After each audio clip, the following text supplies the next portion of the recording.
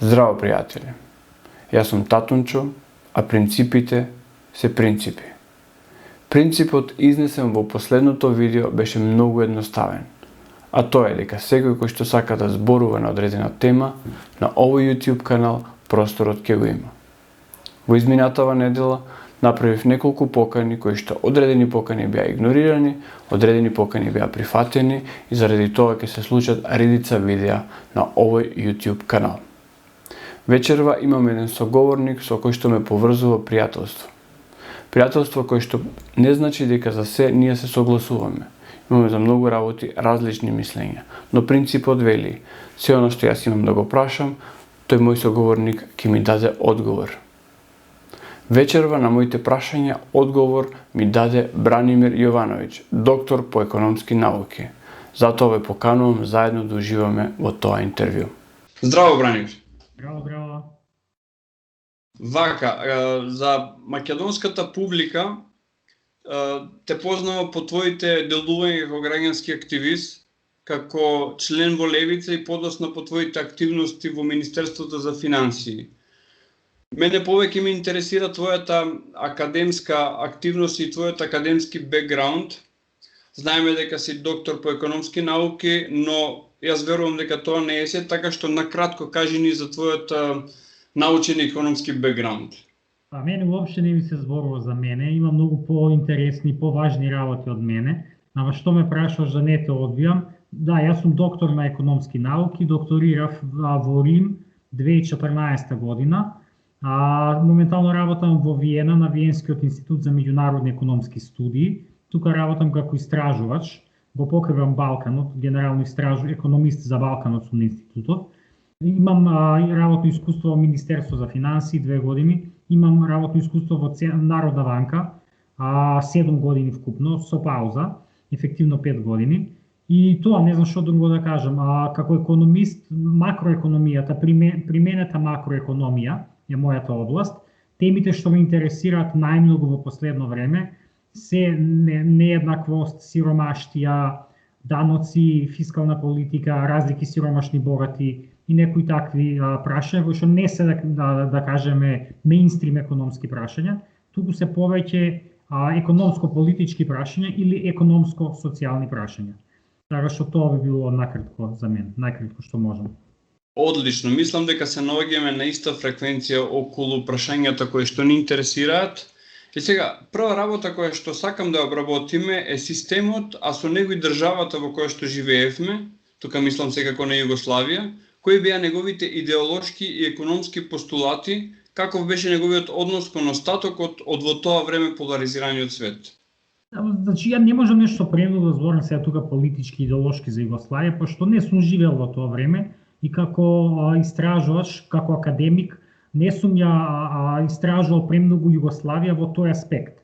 Ама генерално Југославија од економска гледна точка имаше некој хибриден систем. Не беше Југославија да кажеме командна економија, како што беа советските републики, и да кажеме поголем дел од економиите од источниот блок, не беше ни класична пазарна економија, капиталистичка економија, како што имаме денеска секаде во светот и како што беше во тоа време Западна Европа, туку Југославија беше некоја мешавина помеѓу двете. Се разбира, повеќе беше тоа социјалистички систем отколку капиталистички, економистите често пати го нарекуваат тоа пазарен социјализам, затоа што имаше елементи на социјализам, односно на изразена државна улога на државата во економијата, социјална сопственост и слично, но сепак имаше и приватна сопственост, имаше и пазари.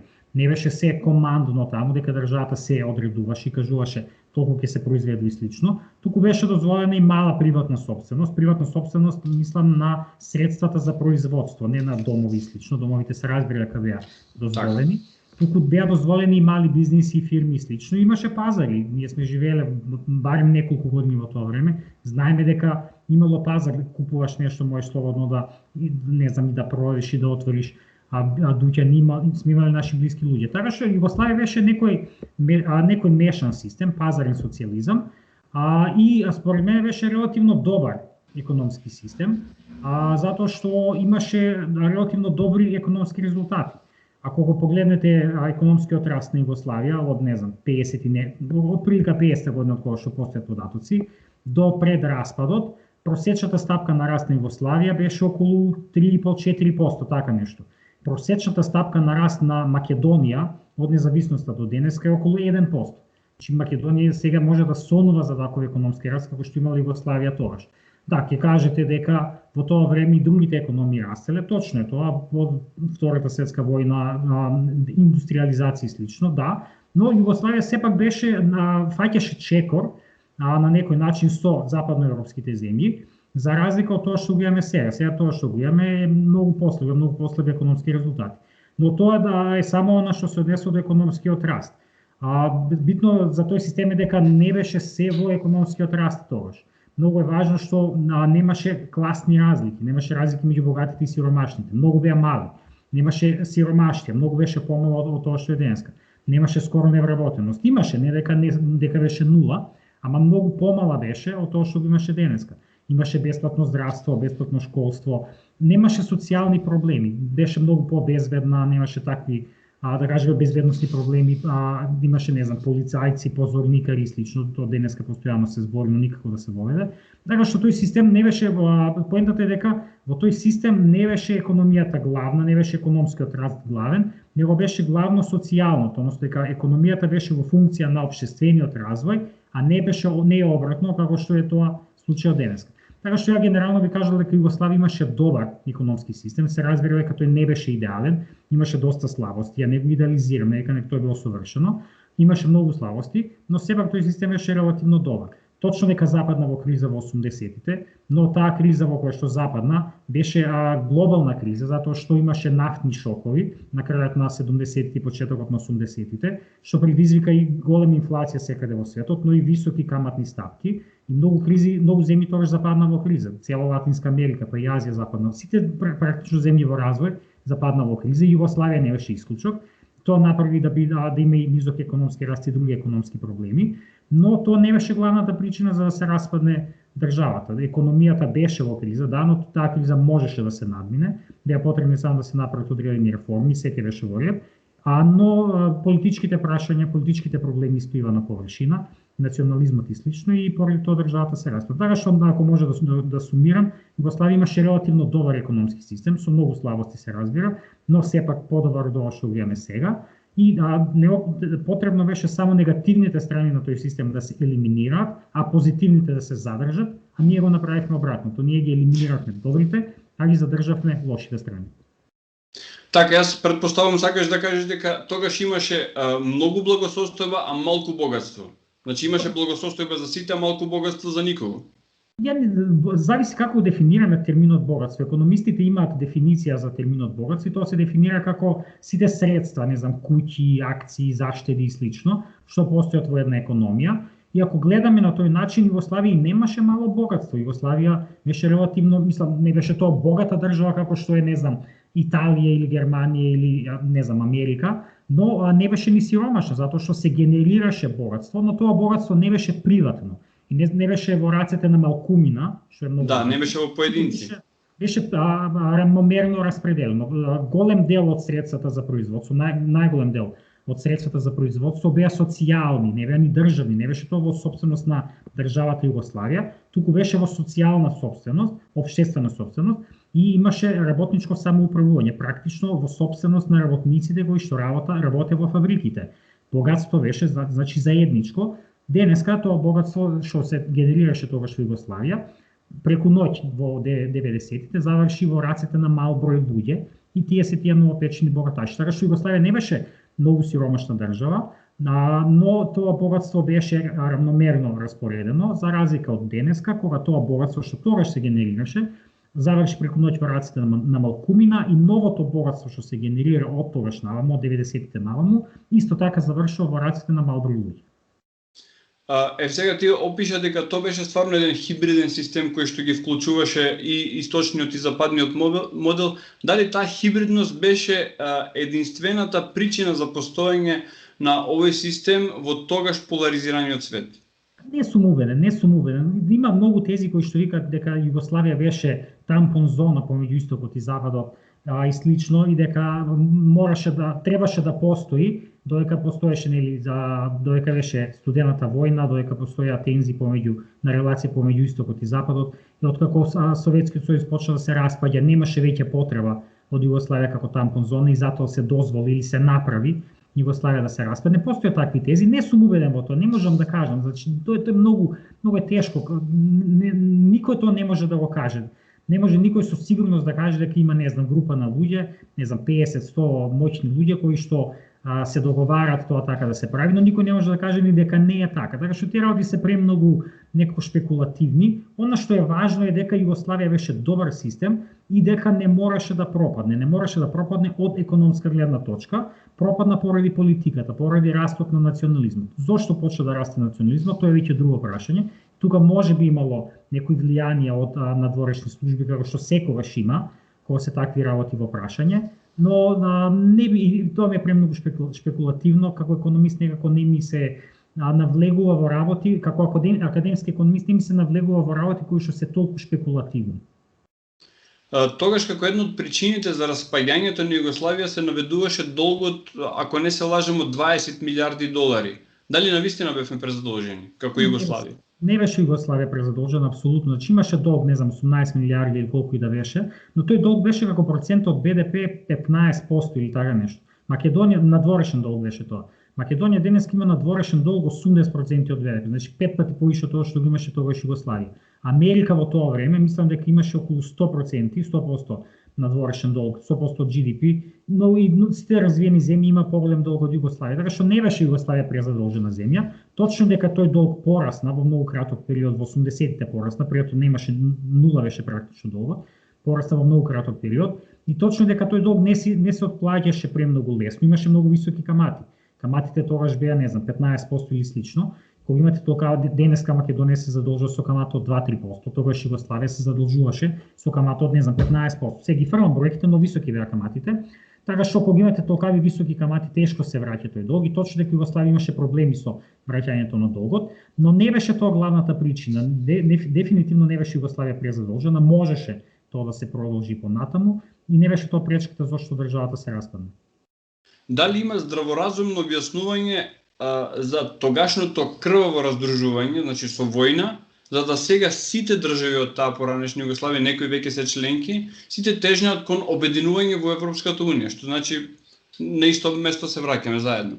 Мене таа војна во Југославија е стварно и травматична, веќе ја имам некои емоции кон тоа време, ако имам некаков етнички или национален идентитет, тоа е југословенскиот идентитет, пошто ја порасна во таа држава, во тие години кога се формира човекот, ја растев во Југославија, ние навијавме за Југославија во фудбал, во кошарка, во се, не за Македонија, така што кај мене доминира и доста изразен тој југословенски идентитет и ја имам лично трауми поврзани со војната, со тоа што се случуваше со распаѓањето во Југославија, но и рационално не можам да разберам што се случи тоа, затоа што ја памтам кога идевме ние на одмор во Хрватска, во Црногора, во Хрватска одевме генерално тие години пред распадот, 89 или така нешто, и ние тогаш се дружевме идевме во кампови. Се дружевме, ние од Македонија со хрвати, со срби, босанци.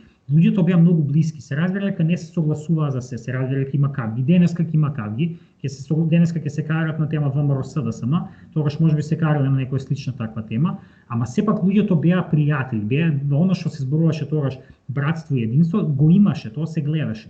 И одеднаш преку ноќ тоа како, се смени, исчезна. Ја тоа не можам да го разберам. Со некој со кого до вчера сте биле комшија, пријател, сте сиделе на гости, сте се поздравувале, одеднаш сега да почнете да се убивате, да се пукате, ја тоа не можам да го разберам.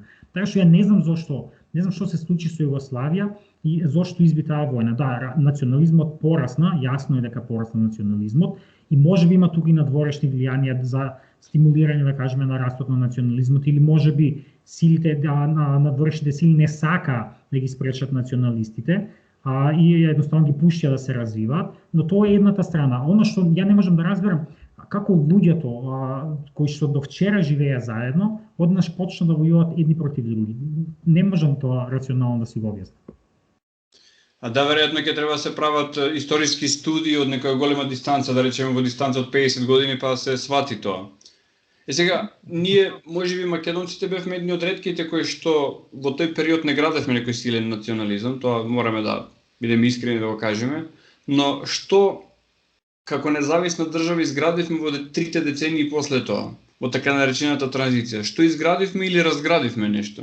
Македонија имаше национализам, ја го памтам тој национализам кога се распаѓаше Југославија. ВМРО тогаш се појави, Лјупчо Георгиевски се појави, имаше национализам и македонскиот национализам, тогаш што се појави, беше насочен, имаше две, да кажеме, оски на напад.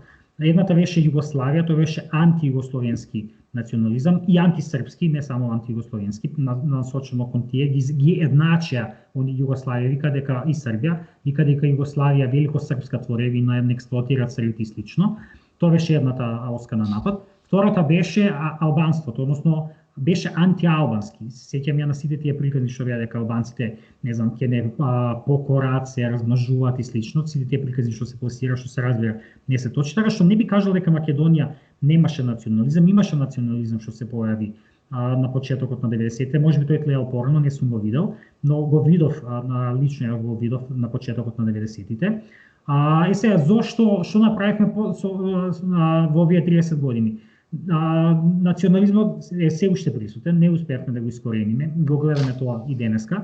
Почнавме, веројатно, почна да слабе национализмот негде 2015 и слично, со протестите, не знам, сите протести што беа во тој период, да не ги набројам, од студентите, па протестиран, па сите останати, па шарена револуција исто така, и почна тој национализам да слабее, и видовме дека на тие протести немаше, тие протести не беа етнички, не беа национални, таму немаше македонци, албанци слично, сите бевме заедно, и видовме дека прв пат во историјата СДСМ тогаш на изборите освои повеќе гласови од некои албански партии во, не знам, шестата изборна единица, кое што е нели традиционално, има доминантно албанско население. Албанците гласа за СДСМ. СДСМ први излезе со албанци кандидати на своите листи за претеници и на функции. И тогаш национализмот почна да се намалува и ДУИ, која е изразено националистичка албанска партија, почна да паѓа тогаш, ама после тоа, откако дојде оваа нова влада на власт, работите се сменија, не успеа тие да продолжат по тој пат, пак на некој начин го вратија национализмот, ги живнаа ДУИ, ги вратија во живот ДУИ, затоа што не успеа да ги реализираат ветувањата што ги дава претходно, туку почна да реализираат некои други работи и тоа го врати национализмот повторно во игра. И денеска гледаме дека и името и слично и се тоа, да не навлегуваме премногу во детали, и денеска гледаме дека сме повторно во ситуација кога национализмот е доста изразен во Македонија и особено ви кажал дека доста изразен од македонската страна. Кај албанската страна дуи се разбира дека е националистичка партија, колку и да сака да вика дека е зелена, не може тоа, ни самите они не го веруваат, не веруваат во тоа. Така што кај албанската страна не сум сигурен дека национализмот има нагорна линија, може би малце, но повеќе ме загрижува национализмот кај македонската страна. И би кажал дека тоа е последица на тоа што не се решаваат суштинските проблеми во државата. Национализмот е секогаш, ако не секогаш, скоро секогаш, последица на социјални, општествени, економски проблеми. Кога луѓето се сиромашни и немаат леб да јадат, немаат работа, немаат примања, наместо да некој да им го даде тоа, наместо да го гледат непријателот свој во тоа што државата не им обезбедува, тоа што треба да им обезбедува, да им даде работа и слично, или да го гледат непријателот кај, не знам, олигарсите кои што ги експлоатираат и слично, некој им соли памет и вика не се криви тие, не се криви бизнисмените, олигарсите, не се криви политичарите кои што крадат, туку се криви албанците. Албанците на вас ви ги зимаат работните места, вие сте сиромашни затоа што албанците не плаќаат данок, затоа што албанците се размножуваат и слично, и народот се пали на тоа. Поентата ми е дека национализмот е секогаш во својата основа има социјални и економски проблеми и ова што кај нас го гледаме, растот на национализмот што сега го гледаме, е последица на тоа што општествените проблеми поврзани со социјалата и економијата не се решава. Зборувавме кога беше ВМРО на власт дека треба да се реши сиромаштијата, дека има највисока сиромаштија, највисоки класни разлики и слично, треба да ги да научиме богатите, треба државата повеќе да вложува во здравство, образование, работнички права и се тоа. Сега кога се дојде на власт, све тоа се заборави, се почна да се прават некои други работи и затоа луѓето се разочарани и затоа некој друго експлоатира тоа и вика албанците ви се криви за сите ваши проблеми. Јас имам чувство дека во тие 3 децении, првата деценија се распродаде се што можеше да се распродаде од општествен капитал како фабрики како тако. Во втората деценија се распродадоа златните кокошки, а во третата деценија знаеме што се случи со неразумните градења на споменици на глупости и енормното задолжување за да се направат истите тие градби. И нормално на крајот на денот се раскажува национализам за да се прикрие сето тоа, додека за олигарсите кои што ги спомна е business as usual, без разлика од која националност се. Генерално би се согласил, да, генерално се согласувам со тоа. Поентата е дека во сите тие 3 периоди како што ги кажа ти, имаме исти, односно слични економски политики, а тоа се политики кои им одговарат само на мал број луѓе, на олигарсите, на моќниците, политики кои што одат во прилог на тоа тие да се богатат, а не да се развива државата или да се намалува сиромаштијата во државата. И тоа е главниот проблем на Македонија од економски аспект. Што никако да дојде на власт некоја влада што ќе се грижи за луѓето, за народот, за сиромашните и што ќе гради држава не во националистичка или етатистичка смисла, туку држава во економска смисла, држава како заштитник на слабите и сиромашните. Никако да се појави таква власт, туку постојано имаме власти кои што кога ќе дојдат на власт или работат само за олигарсите, или само гледат како тие и нивните блиски бизнисмени да се збогатат. И тоа е најголемиот проблем од економска гледна точка во Македонија и искрено не сум сигурен дека тоа брзо ќе се смени. Не гледам на повидок некоја политичка опција која што би можела да направи промена во тој поглед. Кога ти беше во Министерството за финансии имавте еден доста амбициозен проект, а тоа е прогресивниот данок и сега бидејќи ние имаме предвидено што да зборуваме во ова видео, сакам да се договориме јас и ти во некоја наредна прилика да направиме едно видео каде што убаво ќе го објасниме тоа со прогресивниот данок, затоа што имам чувство дека тоа што се обидувавте да го примените и да го објасните не беше ни добро сватено, ни добро прифатено од генералната јавност. Така што дали може да го оставиме тоа во наредна прилика само за тоа да разговараме? Апсолутно, но може и сега да начнеме некои од тие работи. Немам ја проблем со тоа, значи ја не би се согласил со тоа дека не беше тоа добро прифатено. Ние правевме анкети, на пример, за кога воведувавме прогресивниот данок и ние направивме анкета како владата ја направи, не ние како Министерство за финансии, и правеа некои други невладини организации, не ги покажуваат тие анкети, а затоа ги прашувавме луѓето генерално дали сте за прогресивен данок или не, и 2/3 од луѓето беа за прогресивен данок. Не знам, 20% беа против, останатите беа не знам или нешто така, не одговорил, така што огромно мнозинство на граѓаните беа за прогресивен данок. Луѓето сакаат и сметаат дека богатите треба да плаќаат повисоки даноци од сиромашните. Тоа е логично, тоа е праведно, тоа е она исконско човечко чувство за правда. Не може да плаќа исто данок оној што нема ништо и оној што има милиарди. Така што луѓето сакаат прогресивен данок без никаква дилема. Можеби ние направивме некои грешки кога воведувавме тој данок, во смисла не знам, прекасно да почнавме со промоцијата и слично, ми тоа не беше наша грешка, тоа беше грешка од страна на владата, затоа што имаше референдум за името таа година и владата ги одложуваше сите работи поради референдум. Викаше немојте ништо тоа да правите, да воведувате такви работи, нека помине референдумот, иако ние сакавме да ја започнеме дискусијата уште на почеток на година. И поради тоа го одложувавме и на крај имавме, не знам, 3 месеци или не знам точно колку за целата работа да извршиме. Можеби тој период требаше да биде подолг, ние бевме за тоа да биде подолг, но не зависеше од нас, но и покрај тоа, тој данок прогресивен се воведе. Се воведе на релативно добар начин, никој не се бунеше, ние имавме годината после тоа кога се воведе данокот, 6 месеци никој не зборуваше за против прогресивниот данок, сите си легнаа на брашното. Само гледавме дека имаме многу повисоки приходи во буџетот кои што добро доаѓа. И после одеднаш, веројатно зад кулисно, се направи некои сплетки, као мора да се... Па повторно се тоа тие олигарсите што ги зборуваме цело време. Мала група на луѓе се собра и кажа мора да се врати тој стариот данок, мора да се укине прогресивниот, мора да го смените министерот и слично. Сега шпекулирам, иако не ли кажам дека не искам да шпекулирам, ама морам на оваа тема, претпоставам дека тоа се случи и затоа се укина тој данок. И не мислам дека данокот беше грешка или дека нешто премногу лошо се воведе. Мислам, конкретно две работи. Кога се воведе ранниот данок, дали имаше некоја кампања, некоја промоција, студија за тоа? Не, никаква. Само во декември објавија тогаш, 5 месеци од како дојде на власт, или 4, не знам, кога дојде на власт ВМРО, кажа рамен данок воведуваме, ни студија, ни ништо. Во декември објавија, на 26 декември го донесо законот. ние објавивме на, не знам, крај на октомври и така нешто.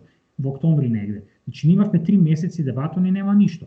После Нина, кога го укина прогресивниот данок, немаше никаква ни студија ни ништо. Во ноември кажа го укинуваме прогресивниот данок, нема ни објаснување зошто, избега од сите дебати, не се појави на ниедна дебата, иако стално ја вика на телевизии, бегаше од дебата. Ние идевме на секоја дебата на која што не канем. Неколку недели поред стално бевме на телевизија и Драган министерот и ја и други луѓе стално зборевме за тоа. Значи се трудевме да го направиме тоа што може потранспарентно, мислам дека го направивме многу подобро од тоа што го направија претходно во Моровците, кога го воведе рамниот данок, или од тоа што го направи Нина, кога повторно го воведе рамниот данок. Добро, рамниот данок е типична неолибералистичка метода во која што се фаворизира таа олигархија. Јас кога реков не беше прифатен, не мислев на народот, туку мислев на естаблишментот кој што требаше да го спроведе и се види дека не го спроведува. Апсолутно, сега знаете, ја не сум сигурен што се случуваше таму владата, кој беше против, кој беше за, не ги знам тие работи. Значи ние кога сме имале средби со Заев премиерот, околу прашањето, тој секојаш беше за прогресивниот данок, барем со нас. Никош не викал јас сум против тоа или не знам, немајте ова да го правите. Така што не ми е јасно ствари што се случи, што ми дојде некако чудно. Јас се повлеков нели од министерството во мај, пред да биде сменет министерот.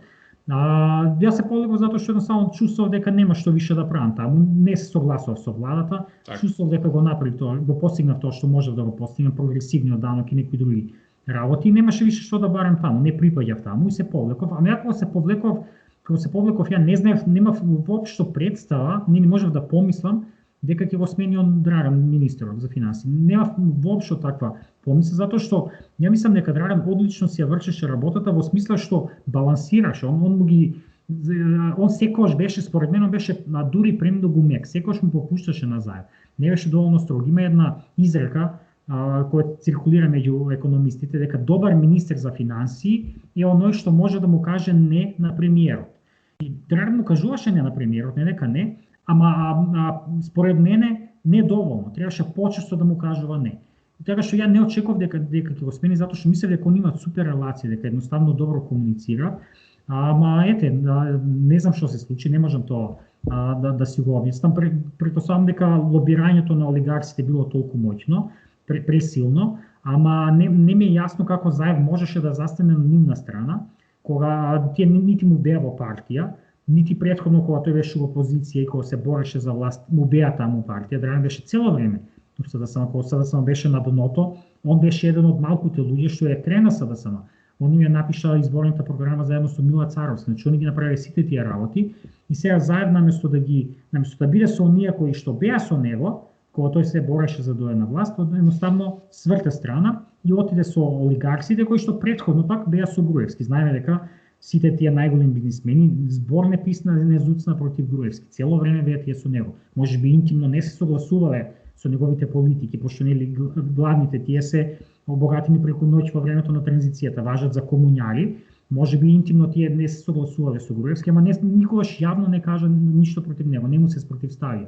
И одеднаш, значи, ви имате, им вртите грб на луѓето кои што биле со вас, кога вие сте биле опозиција, се бореле да дојдете на власт, а се здружувате со оние кои што биле со непријателот кога вие сте се бореле против него. Тоа не можам се уште да го сватам, но веројатно затоа ја не сум за политиката во Македонија, бидејќи премногу има работи што не ги сваќам. Така, Бранимир. Одиме малку на меѓународен терен. Во втората половина на 20 век Западот уживаше во благодетите на така наречениот капитализам со човечко лице. Пред се заради контратежа на советскиот социјалистички модел. Сега имам впечаток дека неолиберализмот кој што веќе го спомнавме е дојден по своето, во смисол тоа што го попуштил тогаш да си го врати назад. Па затоа кажи ми како стои Западот пред се Европска унија саат на тема економски просперитет, социјална заштита и човекови права. Во криза, дефинитивно е во криза, Европска унија е во голема криза. Западниот свет исто така со тоа што, например, во Америка гледаме некои позитивни промени. Америка беше во криза, целиот западен свет може да кажеме дека е во некаква си криза од крајот на 70-тите, со доаѓањето на Тачер на власт во Британија и после Реган во Америка, кога почна неолибералниот бран. И неолиберализмот почна да се шири насекаде во светот и од тогаш светот во криза, западниот свет во криза. После тоа ескалираше со падот на комунизмот, социјализмот и слично, и веќе немаше никаква противтежа и неолиберализмот незауздано почна да се шири насекаде и да зема замав, едноставно да прави лом насекаде во светот. Но во Америка во последниве година-две, гледаме одредени промени. Трамп беше капката што е прели чашата, тоа беше она tipping point, и едноставно луѓето сваќа дека не може, почна да пука системот што се вика по шавови, дојде практично до своевидна модерна револуција. Денеска револуциите, барем во развиените држави, ја не верувам дека може да бидат онакви какви што биле во 19 век или 18 век. Револуциите мислам дека денеска ќе се одвиваат на сличен ваков начин како што се случи тоа во Америка. Имавме движење на црнците кои што се експлоатираните денеска во Америка. Тие стана се побунија против системот кој што работи против нив и се дојде до смена на власта, и затоа сега гледаме дека Бајден, кој што ја например никогаш не сум бил негов фан, не сум го сакал нешто премногу, но гледаме дека политиките што тој ги води се прилично храбри, тие се прилично леви политики, многу по-леви од политиките на Обама например, или било кој друг, не знам, во последниве 30 години во Америка. Никој немал толку храбри економски политики. Еви во последно време со глобалниот минимален данок, тоа што го гледаме. Така што тоа е последица на тоа што системот дојде во криза и имаше своевидна револуција и затоа работите почна да се менуваат. Тоа е во Америка. Во Европа не го гледаме тоа за жал. И во Европа гледаме голема криза која што делумно и последица на тоа што Европската унија е нефункционална творба која што е заробена од исто така олигархиските структури, од крупниот капитал, и творба која што му служи на крупниот капитал. И затоа и не гледам дека во Европа се можни некои промени на краток рок. Промени ќе бидат можни ако се сменат работите во Европската унија, ако Европска унија доживее трансформација, голема трансформација, прерасне во унија која што ќе му служи на обичниот човек, на луѓето, на сиромашните, на работниците, а не во институција која што ќе им служи на крупниот капитал и на богатите. Но тоа во моментов звучи како научна фантастика, премногу далеко е, не верувам дека ќе се случи. И затоа мислам дека во Европа допрва ќе гледаме кризи, ќе гледаме јачање на национализмот, на десничарските тенденции, како не знам Лепен во Франција, Борис Џонсон во Британија, Брексит е последица на тоа. Во Италија има слични такви тенденции, Орбан во Полска и на многу други места. И веројатно ќе треба да се случи нешто слично како во Америка, да има големи социјални протести немири, за да може да се направи некоја промена во структурите на Европската унија. Проблемот е што Европската унија е премногу бирократизирана. Тоа е институција која што не гледа како да функционира ефикасно, туку институција што гледа слепо да се држи до правила и прописи. Тоа гледаме и сега на случајот со Македонија. Една Бугарија која што е само една од членките на Европската унија ја блокира Македонија за зачленувањето, значи тоа е систем на одлучување кој што е базиран на консензус, едноставно не може да функционира во денешно време. Може би некош да функционира кога сите споделува исти вредности, кога унијата била помала, но во денешно време тоа не може да функционира. Така што тоа мора да се смени, системот на одлучување мора да се смени и мора да се смени суштината на Европската унија, таа да биде институција која што ќе работи во интерес на обичниот човек, а не во интерес на крупниот капитал. Добро, дали значи кај Америка и кај Европска унија всушност можеме да зборуваме за капитализам и слободен пазар во на традиционална школска дефиниција или нешто друго се случува? Нема слободен пазар. Значи таа фраза слободен пазар тоа е еуфемизам за неконтролиран пазар, за незауздан пазар, за див пазар, за див капитализам. Слободен пазар, не може пазарот да биде слободен, луѓето може да бидат слободни, а луѓето се слободни кога пазарот е добро регулиран. Кога пазарот е слободен, односно нерегулиран, односно нескротен, див, незауздан, тогаш луѓето не се слободни. И тоа е суштината. И тоа е всушност триумфот на неолиберализмот, што тој се представува, тој зборува за слободен пазар, кога во суштина тоа е на неслободни луѓе, кога тоа се неслободни луѓе. Зборува за слободен пазар, а не зборува за див капитализам, за незауздан капитализам. И тоа е суштината на неолиберализмот, што тој зборува за слободни пазари, а во суштина се сведува на тоа пазарите, државите, институциите да се заробат од страна на крупниот капитал.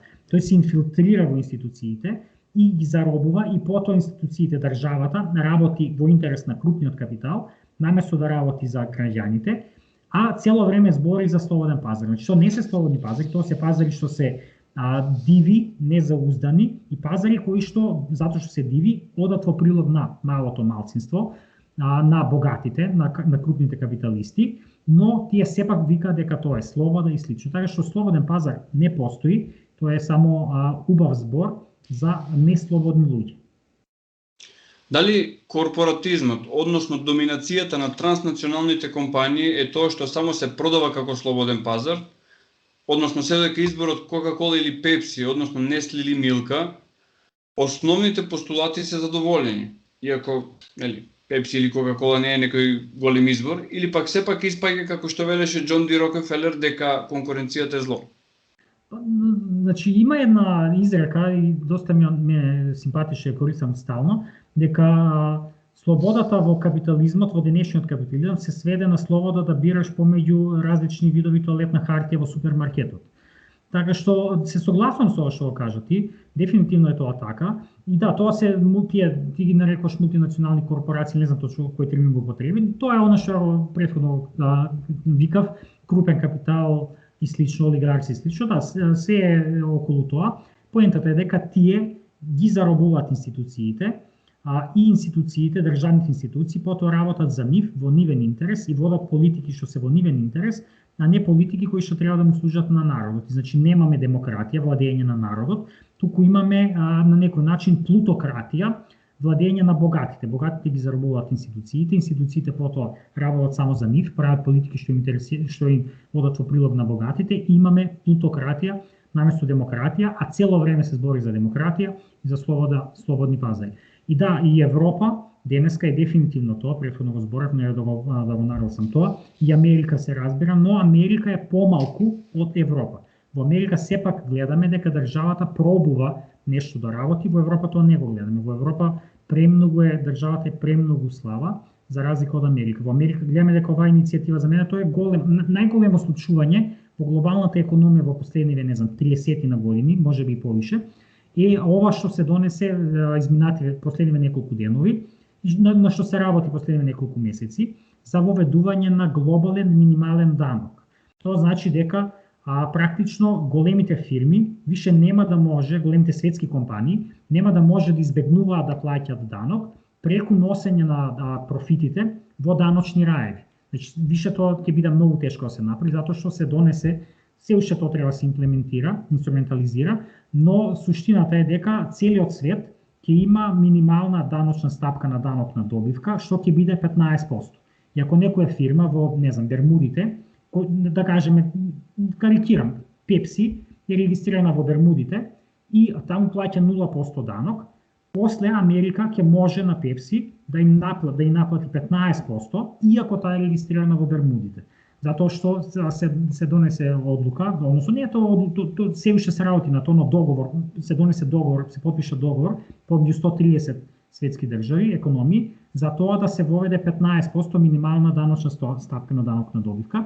И тоа е за мене најголемо случување во последниве 30 на години во глобалната економија, и тоа дојде на барање на Америка.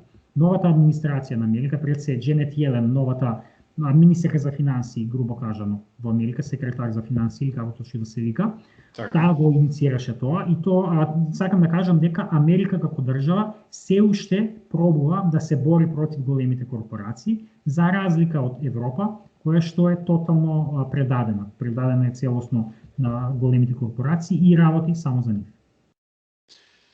2008 година, Бранимир. Што доведе до финансиската криза од таа година? Што всушност се случи и какви се последиците што се чувствуваат денес од таа криза?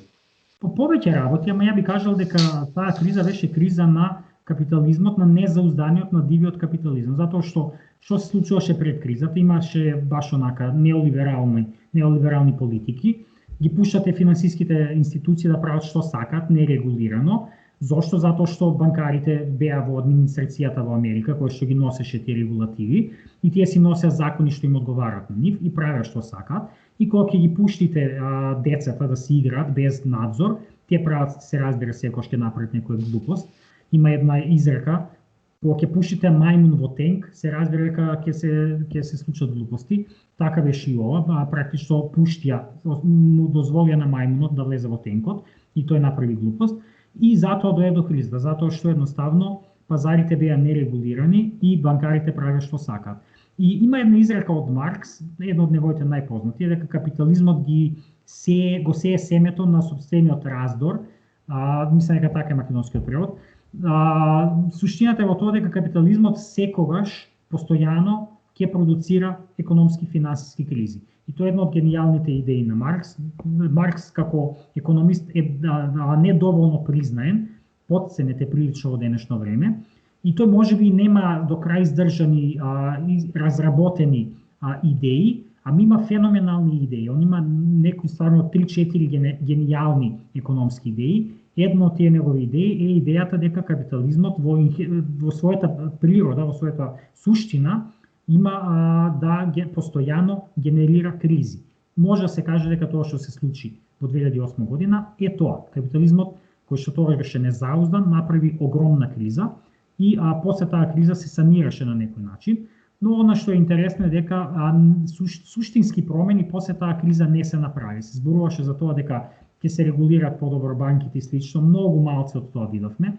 Видовме практично дека државата им даде милиарди на големите банки светски, не само американски, и утредентот како ги зема парите, банките им исплатија бонуси од 500 милиони евра на менаџерите кои што ги доведоа во криза.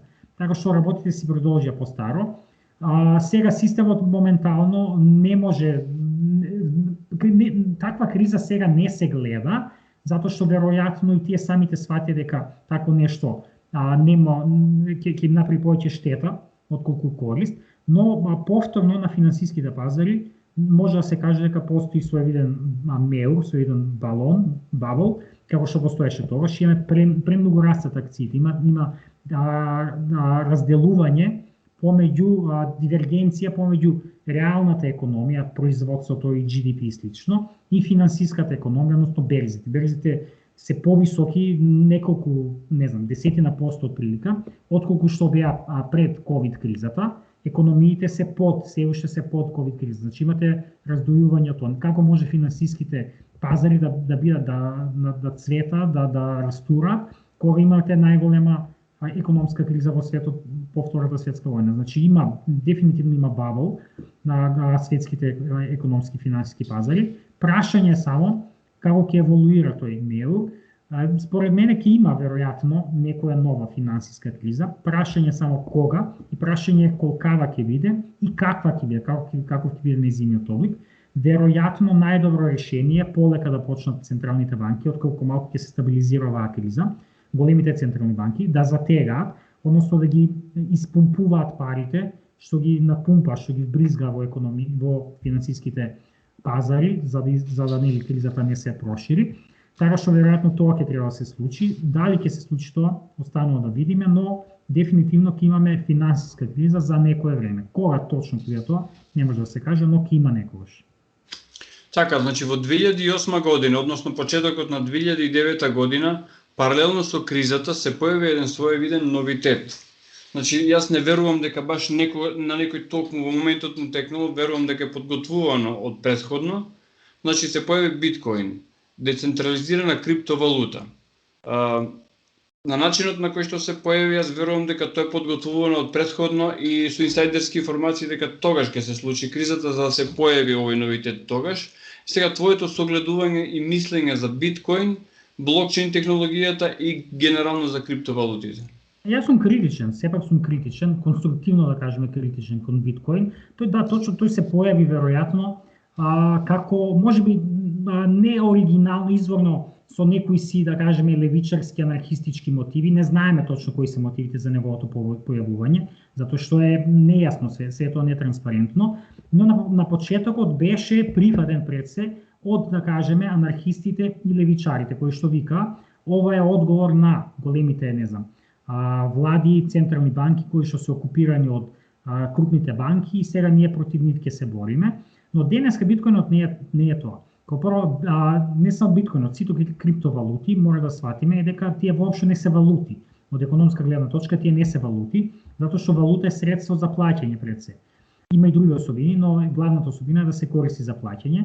Криптовалутите не се користат за плаќање, скоро никаде во светот, можеби во Ел Салвадор, кој што е првата држава, сме Јурија, да кажеме, има смешна влада која што го направи тоа од скроз различни спротивни мотиви од оние, да кажеме, изворните мотиви на биткоин. Значи там има десничарска влада, воопшто таа влада нема никакви леви тенденции, и се користи за плаќање на црни работи, не знам, трговија на црно, оружје, дрога, не знам, такви некои работи. Значи за тоа, за ништо друго не се користи за плаќање, така што биткоинот и криптовалутите воопшто не се валути. Тие се средства, она што економистите го нарекуваат средства, како што се акциите, како што е златото. И најдобра паралела веројатно за криптовалутите е златото. Златото исто така не се користи за плаќање, ама постојано има висока вредност. И постојано таа вредност му расте. Океј, некош ќе падне, ама ја држи вредноста генерално. Зошто? Затоа што луѓето се уште веруваат во златото. Се уште генерално глобално смета дека златото има некоја вредност. Се додека луѓето смета дека златото има вредност, златото ќе има вредност. Слично и со криптовалутите, конкретно биткоин, се додека луѓето веруваат дека биткоин има иднина, вредност и слично, носи нешто, тој ќе расти, тој ќе биде стабилен. Кога луѓето ќе сватат дека нема или ќе почнат да мислат дека нема, тогаш биткоинот ќе почне да паѓа. Веројатно ќе почне да паѓа и кога државите ќе го регулираат, ќе почнат да го регулираат, затоа што криптовалутите имаат неколку големи крупни негативни страни. Една крупна негативна страна е што се скроз нерегулирани. Ти може вредноста на биткоинот може да падне, не знам, за 30% во рок од, не знам, еден ден. Тоа го немате со берзите. Берзите се денеска регулирани и не може да паднат толку. Значи, како човек што инвестира, да кажеме, во биткоин, посигурно е да инвестирате во берза отколку во биткоин, затоа што берзата не може да падне 30% преку ноќ, биткоинот може да падне. Така што многу се нерегулирани, што креира опасност.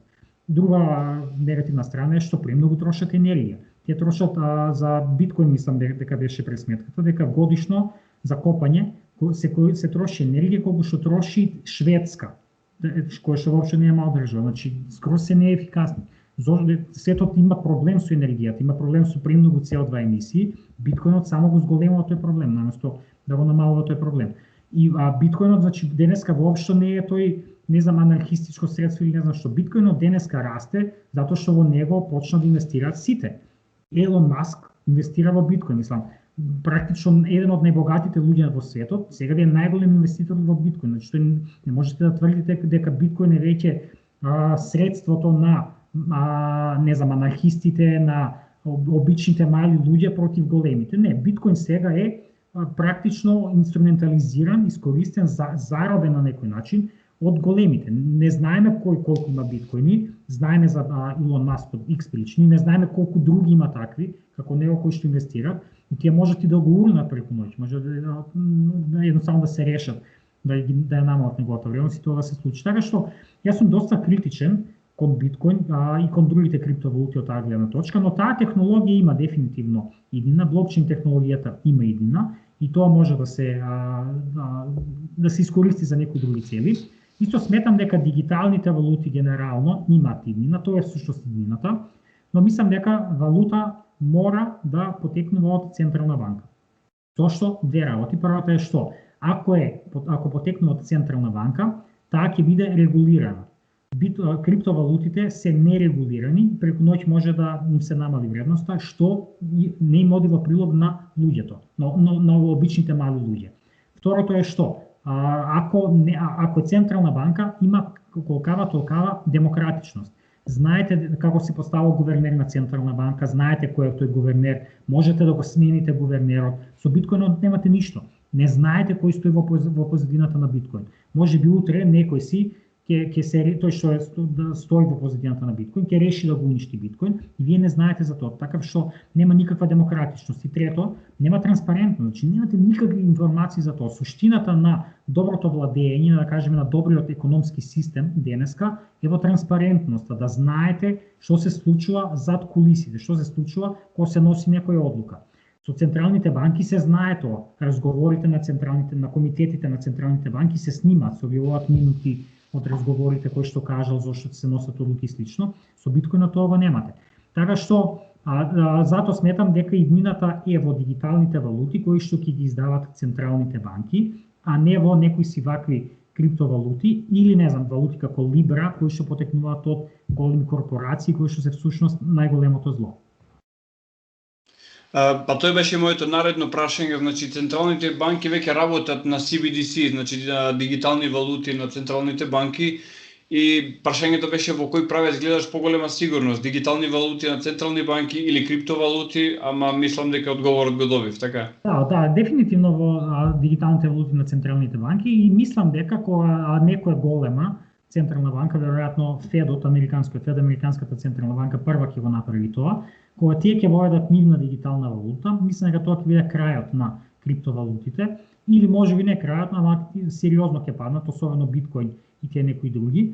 Но ајде да видиме, добрите економисти се познати по тоа што давале лоши прогнози. Ја не викам дека сум добар економист, но често пати давам лоши прогнози, така што ајде да видиме дали ќе бидам во право за ова. Тоа е моја процена дека ќе видиме наскоро пад на криптовалутите, особено кога ќе се појави некоја централна банка која што ќе го направи тоа. Исто многу важно да се сваќа она што го зборевме претходно за балоните за меурот. Значи делот од тој меур, тој балон што постои на финансискиот пазар е и во криптовалутите. Значи во криптовалутите не се знае точно, но веројатно инвестираат и некои си такви инвеститори, луѓе кои што наместо да инвестираат во акции, како што инвестирале, не знам, пред 10 години кога немаше криптовалути, сега почнува да инвестираат во криптовалути и растот на криптовалутите што го гледаме последниве не знам колку години е делумно последица и на тој меур, тој бабл што постои во финансиските пазари.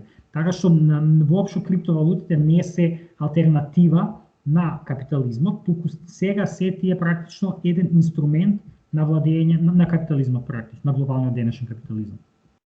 Така. Сега, глобалната економија онаква како што е во моментов се базира на постојан раст на бруто домашниот производ. Од своја страна, бруто домашниот производ е параметар на кој се пресметува колку една економија е здрава, затоа што тоа е опипливото.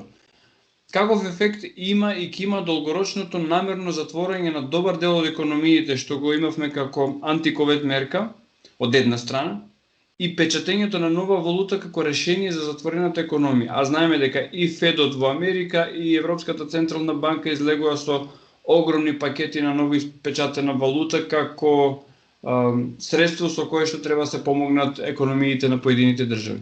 Печатењето пари беше неопходно во оваа криза.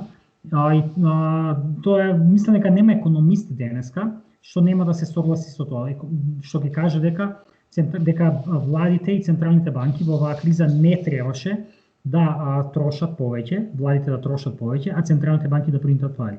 Нема економист што ќе го каже тоа. Сите се согласува дека тоа требаше да се прави, но дека владите треба да трошат, да даваат пари на луѓето и на фирмите кои што беа затворени, за да може тие да преживеат одека е затварањето, а тие пари од кај ќе ги најдат? Од тоа што централните банки ќе ги испринтаат тие пари. Така што тоа беше совршено добро економски направено. Проблемот е во тоа што можеби дел од тие пари не завршија на вистинското место, односно не завршија кај обичните луѓе или кај оние кои што беа најпогодени од кризата, кај сиромашните и оние што изгубија работа, него завршија пак голем дел кај најбогатите. Видовме дека најбогатите луѓе се збогатија за време на пандемијата, од друга страна 100 милиони луѓе западна во екстремна сиромаштија. Во Америка на почетокот, не знам, во првите 6 месеци или слично од пандемијата, не знам, 13 милиони, неколку милиони луѓе останаа без работа, а Безос и Маск и останатите се го дуплира своето богатство. Тоа беше проблемот. Тоа значи парите пак завршија кај мал број милиардери, а не кај оние кои што требаше да завршат. И тоа е она што треба да се критикува, а не самата суштина на тоа да владите да трошат, а централните банки да примат. Има во последно време една многу актуелна теорија на монетарната политика, се вика Modern Monetary Theory, MMT, и тоа е левичарска идеологија која што практично вика дека централните банки може да принтаат пари колку што сакаат, скоро колку што сакаат, дека се додека тие пари ги инвестираат во нешто што е општествено продуктивно. Значи традиционалниот став, класичниот став, конзервативниот став кон принтањето пари е дека тоа е штетно, ако премногу принтате пари, тоа ќе генерира инфлација. ММТ вика дека тоа не е точно, се додека парите се трошат на нешто што е продуктивно. И доказ за тоа се всушност последниве 13 години од светската економија, кога прво Американската централна банка испринта милиарди за време на кризата 2008 година, за да ги спаси банките. Испринта не знам колку, 800 милиарди, им ги дадо на банките, немаш инфлација. Сега истото се случи, испринта парите завршија кај што завршија, пак нема инфлација. Сега има инфлација, но оваа инфлација од друго предизвикана, не од тоа предизвикана. И ако можат централните банки да принтат пари и да им дават на банките или на милиардерите, зошто да не може да го прават тоа, за да им го дадат тоа на сиромашните? Тоа е тоа што го вика модерната монетарна теорија, грубо кажано, просто објаснето. И поентата е дека може централните банки да принтат пари и владите тие пари да ги трошат, да ги инвестираат во нешто што е општествено корисно, се додека го прават тоа за нешто што е корисно, општествено, тоаш нема проблем. Кога ќе почне тоа да се прави за нешто што нема општествена корист, не генерира производство, не намалува сиромаштија, не инвестира во инфраструктура, во намалување на загадување, во здравство, во образование и слично, тоаш ќе има проблеми. Се додека се троши на такви работи, образование, здравство, загадување, инфраструктура и слично, производство, тоаш е окей. И па мојот впечаток е дека тоа се случи, дека парите влегува во системот, собраа што има да се собере реална вредност од сиромашните и повторно се акумулира кај небогатите. Затоа сакав со односот со затворената економија да го видиме, значи економијата не генерира БДП, а од друга страна имаме многу пари во оптек, односно многу валута во оптек. Но дел од тоа го нашнати дека, за жал, таквиот погрешен пристап кон тоа придонесе да повторно тој капитал се акумулира кај небогатите. Поентата е што не се регулира, не се контролира, се оставија да кажеме милиардерите да прават што сака. Значи, зошто Безос се збогати толку во време на оваа криза? Затоа што луѓето не можеа да купуваат по продавници и почна да купуваат на Амазон. Амазон е најголема компанија во тој вид и затоа Безос се збогати. Значи, првото што требаше е да се оданочи Безос и сите тие други што се збогатија преку ноќ. Не ги оданочија. Имаше излезе пред некој месец податок дека 0 данок платиле најголемите милиардери во светот, платиле 0 данок. Наоѓаат начини како да не платат ништо данок. Значи, тоа е првото. Второто е што? Тој Безос користеше многу монополски и антиконкурентски финти, трикови, за да доминира во кризата. Идеше со, не знам, пониски цени, поуништување на конкуренцијата и слично, практично злоупотреба на својата доминантна позиција на пазарот. И постојат институции во светот и во Америка кои што треба да се грижат, треба да се борат против таквите фирми. На почетокот на 20 век така се скрши Рокфелер. Рокфелер тогаш беше најбогатиот човек, од прилика, веројатно побогат него што се денеска Безос и останатите, а многу антимонополската институција на Америка наложи да се разбие неговата фирма на неколку фирми и на тој начин се скрши Рокфелер. Значи, постојат такви институции, во Америка се уште постои, ама го пушти Безос, не само Безос и останатите, да прават што сакат во оваа криза, не регулира. Зошто? Затоа што се во рацете, во нивни раце, они ги заробуваат. Најиндикативен пример беше пред некој месец, кога Берни Сандерс, кој што е моментално председател на финансиската комисија на Сенатот или нешто така во Америка, свика hearing, како се вика, изслушување на Безос за неговата фирма Амазон и неговото богатење за време на пандемијата. Значи, нели сенаторите во Сенатот во Америка, како највисок законодавен дом, орган, има право да викне било кого на hearing, испрашување во него и да му поставува прашање. И сме гледале, Закергер беше таму, мостува секакви прашања. Овој Берни, значи, го викна Безос да се појави, да го распрашува за тоа како тој се збогатил во кризата и слично. Безос не се појави. Значи, Безос, кој што е најбогатиот човек во Америка и во светот, е над законодавниот дом. И тоа беше многу индикативно. Тоа покажува каде лежи моќта. Моќта веќе не лежи во државата, туку лежи кај корпорациите. Да, до некаде тоа сега почнува да се менува, пробуваат да го сменат и со данокот што го спомнав и со некои други институции, ама ќе биде потребно време. Премногу децени, премногу години беа институциите зграбчувани, заробувани од страна на милиардерите, за да може тоа да се разврши преку ноќ. Оно што е важно е да почне тој тренд сега и да продолжи континуирано време, некое време, за да може конечно се вратат работите во нормално. Така.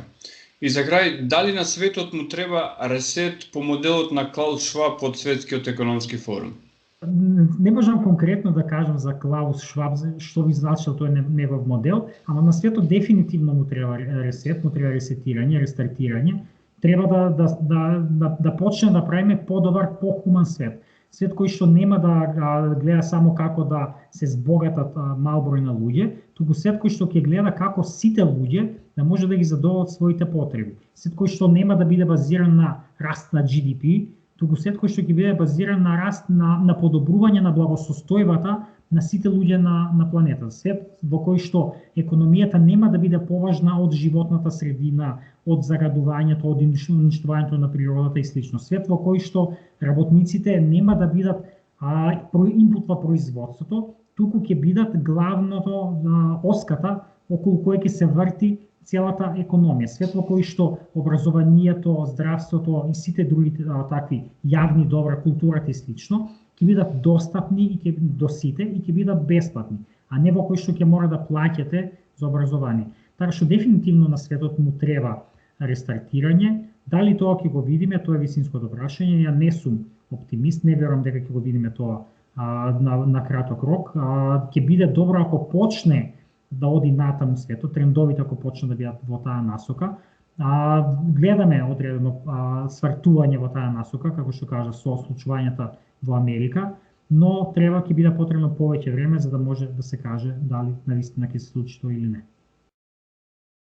Така, Бранимир, ти благодарам за ова интервју, ти посакувам многу успех во твојата нова работа и се надевам дека наскоро ќе имаме повторно прилика да продискутираме некои актуелни теми.